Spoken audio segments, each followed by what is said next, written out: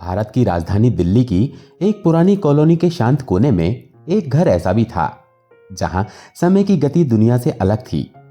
यह घर ईंट पत्थर का नहीं बल्कि भाव का बना था। बाहरी दुनिया के लिए यह गुप्ता निवास था, लेकिन घर के सदस्यों और पड़ोसियों के लिए यह नंद भवन था। इस घर की मालकिन सुनैना जी एक साधारण गृहिणी थी, लेकिन उनका हृदय यशोदा मैया से कम नहीं था। उनके परिवार में उनके पति रवि, दो नटखट बेटे आर्नव और कबीर और उनकी बुजुर्ग सासू मां, जिन्हें सब अम्मा जी कहते थे, रहते थे। लेकिन इस घर का मुखिया, इस घर का केंद्र बिंदु और सबकी आंखों का तारा कोई और नहीं बल्कि पीतल के विग्रह के रूप में विराजमान लड्डू गोपाल जी थे। सुनैना जी के लिए वो मात्र एक मूर्ति नहीं थे, वे उस घर के सबसे छोटे, सबसे लाडले और सबसे जिद्दी बच्चे थे। घर का नियम था, पानी भी पिया जाएगा तो पहले लड्डू गोपाल को पूछा जाएगा। अगर बाजार से बिस्किट का पैकेट आया तो पहली सील लाला के सामने खुलेगी। सुबह 4 बजे जब पूरी दिल्ली नींद के आगोश में होती, सुनैना जी के कमरे में एक धीमी सी हलचल होती। वे उठती, स्नान करती और फिर शुरू होती लाला की मनोहार।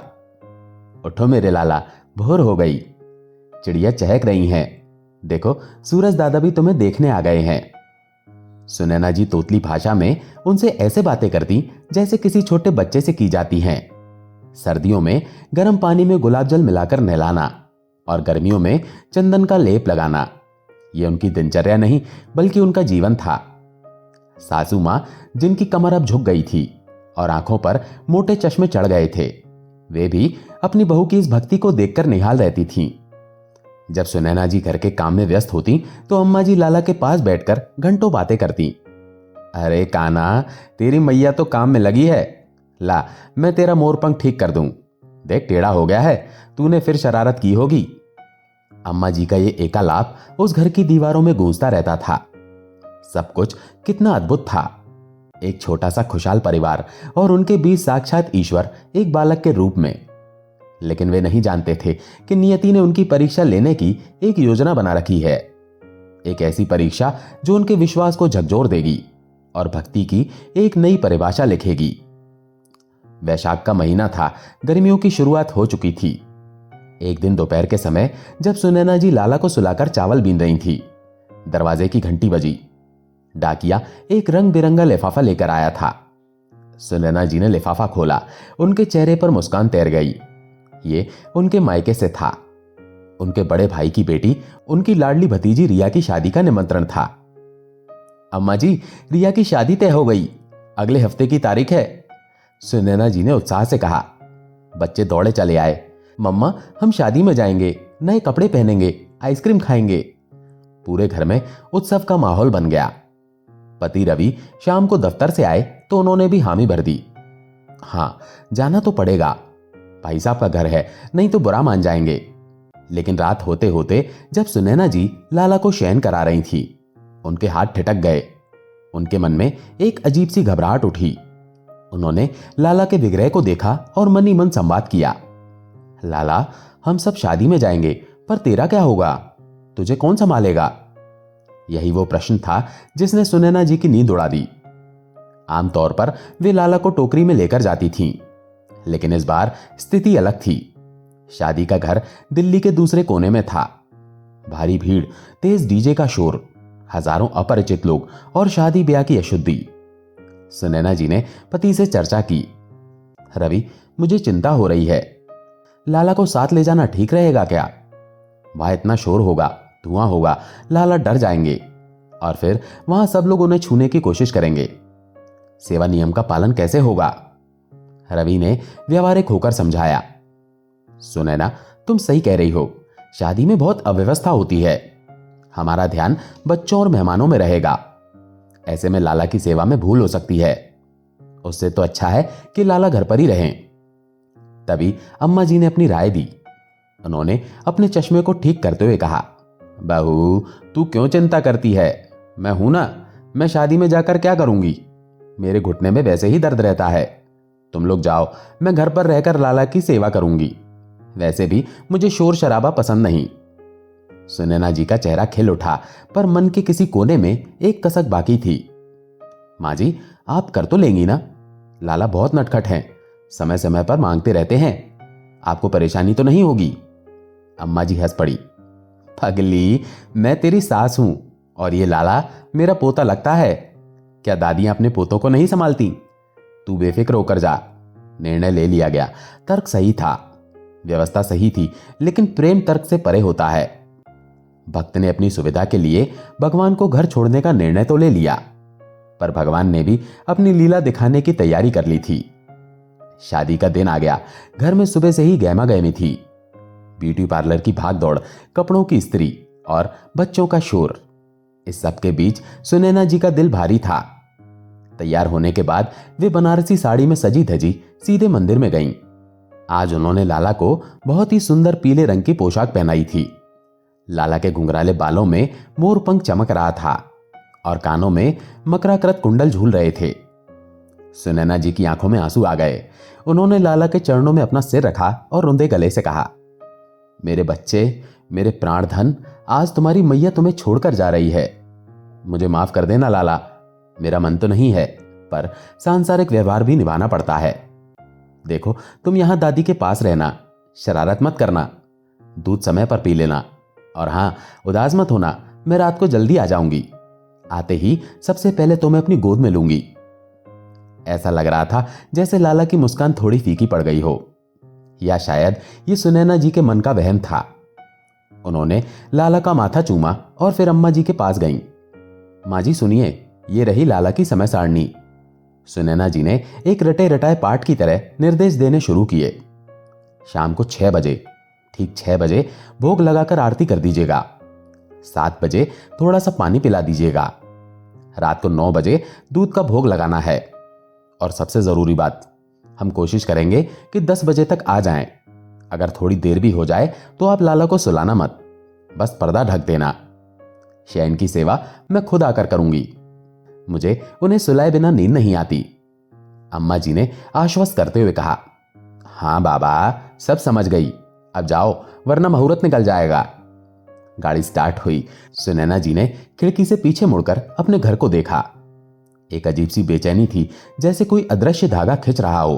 पर गाड़ी आगे बढ़ गई और पीछे छूट गया वो शांत कमरा जहां ठाकुर जी अपनी दादी के भरोसे बैठे थे। शादी का समारोह भव्य था। रोशनी से नहाया हुआ बैंकेट हॉल, फूलों की सजावट और इत्र की खुशबू। पहुंचते ही रिश्तेदारों ने सुनैना जी को घेर लिया।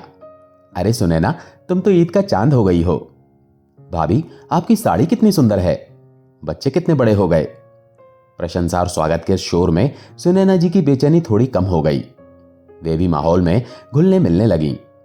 सखियों के साथ हंसी ठिठोली, चाट पकौड़ों का दौर और डीजे पर बजते बॉलीवुड के गाने। समय कैसे पंख लगाकर उड़ने लगा पता ही नहीं चला। शाम के 7 बज गए। सुनैना जी को अचानक लाला की याद आई। अरे, आरती का समय हो गया। उन्होंने तुरंत घर पर फोन मिलाया। उधर अम्मा जी की आवाज आई, हाँ बहू, मैंने आरती कर दी है और लाला को मिश्री माखन खिला दिया है, वे मजे में हैं, तुम चिंता मत करो, शादी का आनंद लो। सुनैना जी ने राहत की सांस ली। शुक्र है माँ जी सब संभाल रही है। यही वो पल था जब इंसान निश्चिंत होकर लापरवाह हो जाता है। रात गहराने लगी।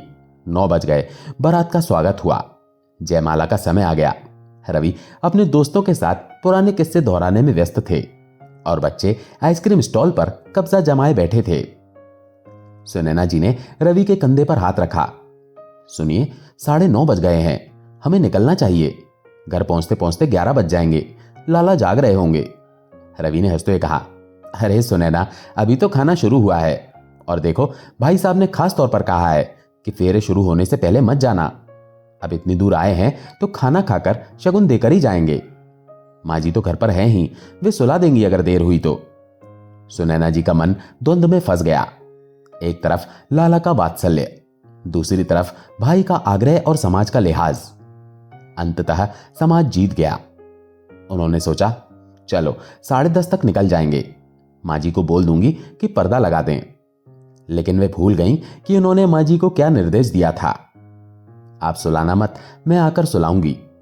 इधर शादी में जश्न था, उधर घर में सन्नाटा चीख रहा था।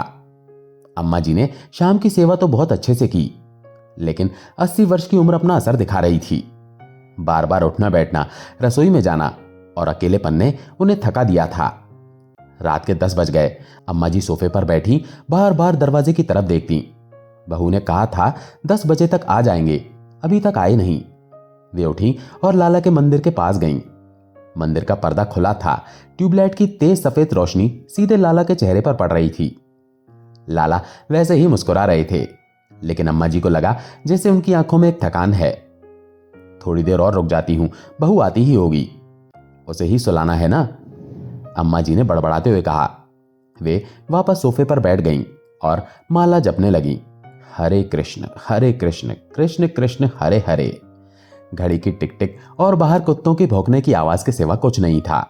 10:30 बजे, फिर 11 बजे। अम्मा जी की पलकें भारी होने लगीं। थकान शरीर पर हावी हो गई। माला हाथ से छूटकर गोद में गिर गई।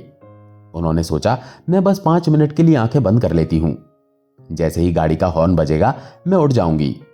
ये सोचकर वे सोफे पर ही लेट गईं और कब वो झपकी गहरी नींद में बदल गई उन्हें पता ही नहीं चला। घर की बत्तियां जल रही थी, मंदिर का पर्दा खुला था और सिंहासन पर बैठे नन्हे लाला भारी मुकुट, कमरबंद और आभूषणों के बोझ तले दबे हुए अपनी मैया और दादी की राह देख रहे थे। रात के 12:30 बज चुके थे। दिल्ली की सड़कें भी शांत हो चुकी थी। सुनैना और उनका परिवार अभी भी ट्रैफिक में फंसा हुआ घर वापस आ रहा था, लेकिन घर के अंदर एक अलग ही दुनिया चल रही थी। गहरी नींद में सोई हुई अम्मा जी को अचानक एक सपना आया। ऐसा सपना जो किसी फिल्म की तरह नहीं बल्कि हकीकत की तरह सजीव था। अम्मा जी ने सपने में देखा कि वे अपने उसी कमरे में बैठी हैं। सब कुछ वैसा ही है, लेकिन कमरे के बीचों बीच फर्श पर एक छोटा सा अति सुंदर बालक बैठा है। उसकी उम्र मुश्किल से 3 या 4 साल होगी। उसके शरीर का रंग बादलों जैसा सांवला है।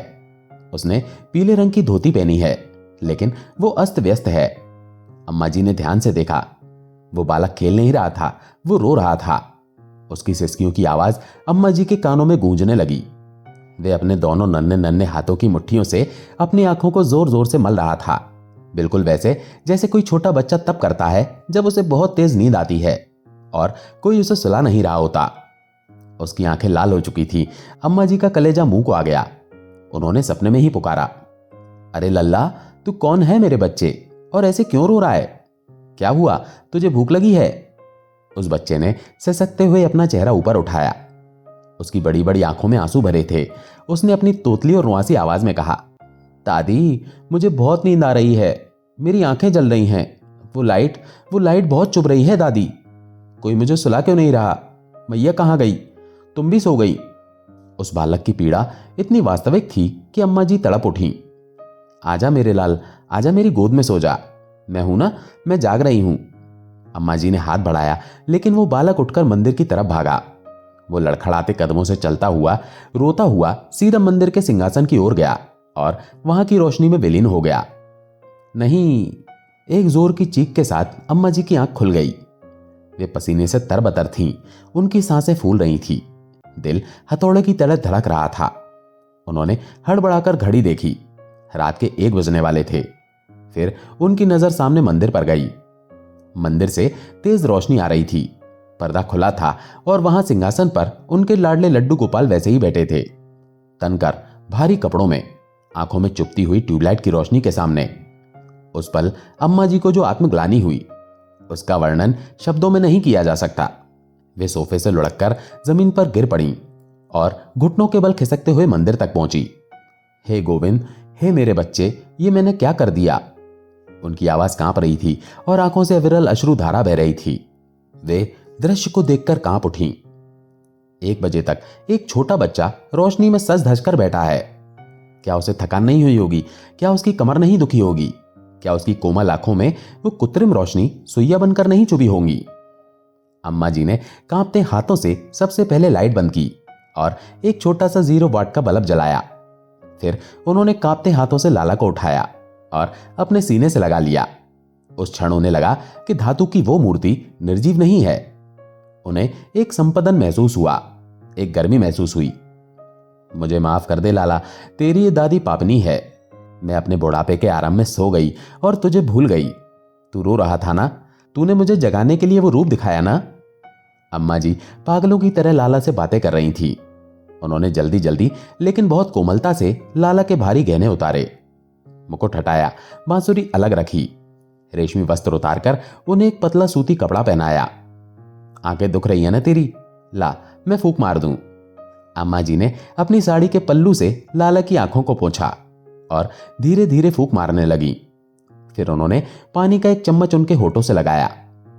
पीले मेरे लाल, गला सूख गया होगा तेरा। अम्मा जी ने बिस्तर बिछाया, तकिया ठीक किया और लाला को लेटाया। वे तब तक लोरी गाती रहीं और थपकी देती रहीं जब तक उन्हें यह महसूस नहीं हुआ कि अब लाला गहरी नींद में सो गए हैं। पर्दा लगाने के बाद भी वे वहीं मंदिर के चौखट पर बैठी रोती रहीं। करीब 1:30 बजे बाहर कार रुकने की आवाज आई। सुनैना जी, रवि और बच्चे थके हारे घर में दाखिल हुए। बच्चे तो गाड़ी में ही सो चुके थे। रवि उन्हें गोद में उठाकर बेडरूम में ले गए। सुनैना जी अंदर आई। उनकी नजर सबसे पहले मंदिर पर गई। वहां पर्दा लगा हुआ था, एक मध्यम सी नाइट लाइट जल रही थी, सब कुछ शांत था। सुनैना जी ने एक गहरी, बहुत गहरी राहत की सांस ली। उन्होंने अपने माथे से पसीना पोंछा और मनी मन कहा, हे प्रभु, तेरा लाख लाख शुक्र है। माँ जी ने लाला को सुला दिया। मैं तो नाहक ही प्राण सुखा रही थी। सच में घर में बुजुर्ग होने का यही सुख है, वे सब संभाल लेते हैं। उन्होंने देखा कि अम्मा जी अपने कमरे में लेटी हुई हैं। अम्मा जी ने सुनैना के आने की आहट सुनकर लेटने का नाटक किया था, क्योंकि वे उस वक्त बात करने की स्थिति में नहीं थी। उनका गला रुंधा हुआ था। सुनैना जी ने सोचा, माँ जी सो रही हैं, जगाना ठीक नहीं होगा, सुबह धन्यवाद करूंगी। वे भी कपड़े बदलकर सो गईं, ये सोचते हुए कि सब ठीक है। लेकिन सब ठीक नहीं था। एक भक्त का हृदय टूट चुका था और दूसरे को अभी अपनी भूल का एहसास होना बाकी था। अगली सुबह सुनैना जी देर से उठी। रात की थकान थी। उठते ही वे स्नान करके सीधे अम्मा जी के कमरे में चाय लेकर गईं। अम्मा जी बिस्तर पर बैठी थीं, लेकिन उनकी हालत देखकर सुनैना जी के हाथ से चाय का कप हिल गया। अम्मा जी की आंखें सूजी हुई थी, चेहरा लाल था और वे शून्य में ताक रही थी। माँ जी, क्या हुआ? आपकी तबीयत तो ठीक है? सुनैना जी ने घबराकर पूछा। अम्मा जी ने धीरे से सिर उठाया और बहू को देखा। उनकी आंखों से फिर आंसू बह निकले। बहू, हम बहुत बड़े अपराधी हैं। हम भक्ति का ढोंग करते हैं बहू, ढोंग। सुनैना जी सन्न रह गईं। आप क्या कह रही हैं माँ जी? आपने तो लाला को सुला दिया था ना? मैंने देखा पर्दा लगा हुआ था। तब अम्मा जी ने फूट फूट कर रोते हुए रात की पूरी घटना बताई। नहीं बहू, मैंने समय पर नहीं सुलाया, मैं सो गई थी। मेरा लाला रात के 1 बजे तक जागता रहा और वो मेरे सपने में आया था बहू। अम्मा जी ने उस सपने का एक एक विवरण सुनाया। वो अपनी आंखों को मल रहा था सुनैना, उसकी आंखें लाल थीं। वो मुझसे कह रहा था, दादी लाइट चुभ रही है। वो रो रहा था और हम अपनी नींद और अपनी खुशियों में मस्त थे।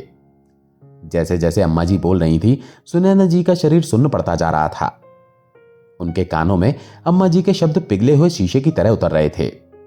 वो आंखों को मल रहा था, लाइट चुभ रही थी। सुनैना जी के मुंह से एक चीख निकली और वे वहीं फर्श पर गिर पड़ी। हाय मेरा लाल, मेरा बच्चा। वो दृश्य हृदय विदारक था। सास और बहू दोनों एक दूसरे को पकड़कर रो रही थी।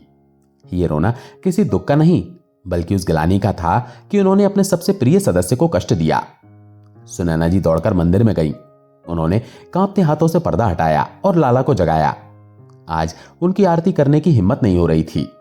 उन्हें लग रहा था कि वे किस मुंह से लाला का सामना करें। उन्होंने लाला को उठाया और अपनी छाती से चिपका लिया। मुझे माफ कर दे काना, मैं कैसी मां हूं? मैं तुझे छोड़कर दावत खाने गई।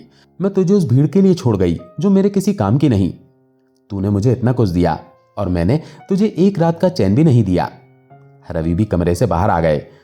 जब उन्होंने यह वृतांत सुना तो उस कठोर पुरुष की आंखों में भी पानी आ गया।